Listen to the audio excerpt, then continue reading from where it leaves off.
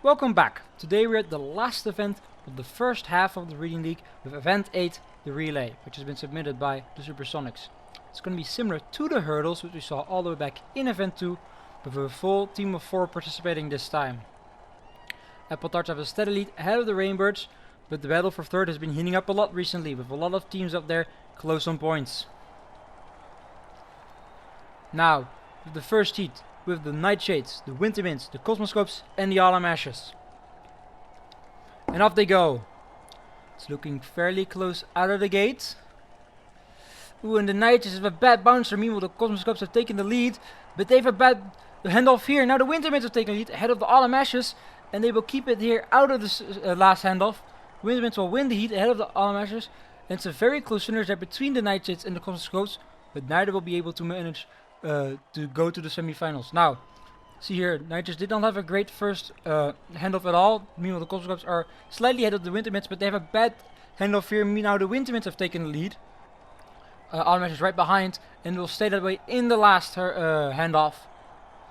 Wintermints finished the heat with 16:33. It's an incredible time.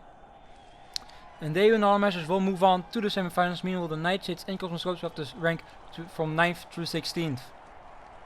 Now, with the second heat with Team Brimstone, the Supersonics, Eventide Roars and Quartz Roses. Supersonics have submitted this event. How will they do here? Let's see. Quartz Roses a little behind, but still fairly close. And the Team Brimstone have a great handoff, and they search the lead. Meanwhile, the other three are fairly close. Now the Eventide Roars will fall back, and the Quartz Roses have it, but they get it. Eventide Roars get it right back in the last handoff, and they will move advance along with Team Brimstone, who beat them by a full second. Incredible run there from Team Brimstone. You can see here, fairly close out of the gate. Then Team Brimstone just solidify lead. The other three are fairly close. The Eventide Roars now have the lead, but they lose it here in this handoff to the Quartz Roses and the Supersonics. Meanwhile, Team Brimstone just keeps growing the lead, and the Eventide Roars just get it back in this last handoff to advance with them ahead of the Quartz Roses and the Supersonics, who only get a time of 18th or worse. It's not looking great for their hopes of getting a decent finish here. Now, let's see, we have the third heat now with the Apple Tarts, the Dune Dashers, the White Wounds and the Historunes. And off they go. It's looking relatively close. Let's see how the first handoff changes it. And ooh, the White Wounds don't have a great handoff at all. They're far behind now, but they catch right back up in the second handoff. It's fairly close, all down to this last handoff, which the Dune Dashers and Historunes will take the best. And both of those will advance ahead of the White Wounds and the Apple Tarts. You can see here it's fairly close, but the White Wounds just don't have a great first handoff at all. But they managed to get right back up in the second handoff. As you can see here, it's all down to this last handoff. Everyone's fairly close, and it will be the Dune Dashers and Historunes that get the better handoff easily. But it's actually a very close finish here. 17-19 to 17-20 is just a single frame difference. Incredibly close there. But ultimately both will move on to the semifinals. But still, now with the last heat, with the heat 4 with the Rainbirds, the John Jolts, the Sterling Skies and Evergreen Oaks, who will also move on to the semifinals. Let's see here, fairly close for now, and the Evergreen Oaks have the best first hand of the John Jolts aren't far behind, and now the John Jolts overtake them. Rainbirds catch up a bit. Let's see how in the last hand of the Rainbirds manage to overtake the Evergreen Oaks. Evergreen Oaks will not advance. It will be the John Jolts and the Rainbirds moving on to the semifinals. You can see here it's fairly close for now. Evergreen Oaks have a lead. John Jolts not far behind. The other two struggling a bit. Now Evergreen Oaks not a great handoff. John Jolts take the lead. Rainbirds close in. And now in this last set, Rainbirds have a great handoff, and they overtake the Evergreen Oaks, who will have to settle for 17:52 and an 11th place finish. Meanwhile, the Sterling Skies with an 18:33 finish in that last. That's not great for teams so low in the standings. Not a great run there. Now with the first semi-final with the Wintermints, the Eventide Roars, the Historunes and the Rainbirds. Let's see here who's gonna get out to an early lead. And it's gonna be the Eventide Roars with an incredible first handoff. The other three fairly close. Now the Historunes and the Rainbirds manage to catch up. It's all down to this last handoff. Let's see. But nothing much changes, which means it will be the Rainbirds and the Eventide Roars finishing just ahead of the Historunes, who have to settle for finishing between 5th and 8th. Let's see.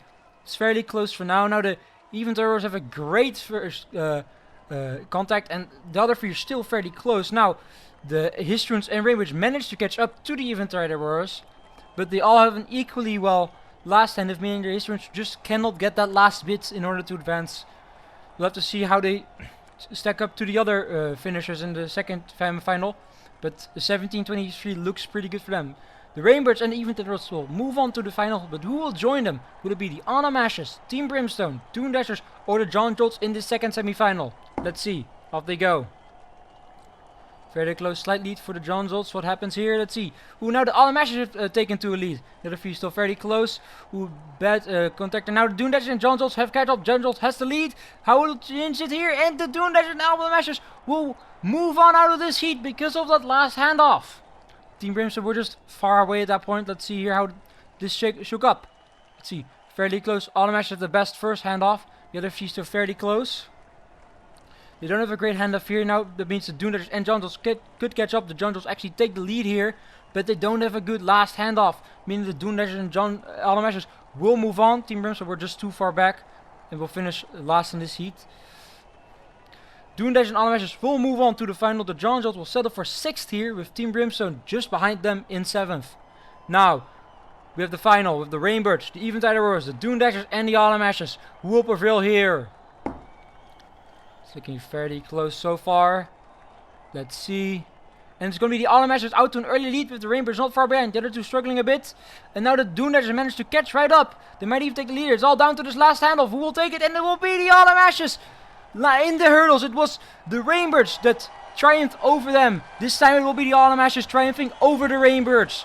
The Toon Dashers were very close there to the silver medal, but they will settle for a bronze, which is still going to be their first medal of the season. Very well done there. Meanwhile, the Event Rider Warriors will have to settle for a 4th, which is still a decent points haul. But it will be the Anna Mashes getting the gold medal today with a 17.25. Ahead of the Rainbirds with 17.47 and the Toon Dashers with 17.53.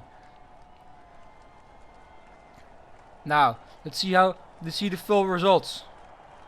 Anna Mashes, of course, win the event. The Supersonics submitted event all the way in 15th. We have not seen many event submitters do well in their submitted event. The sole exception being our gold medalists today.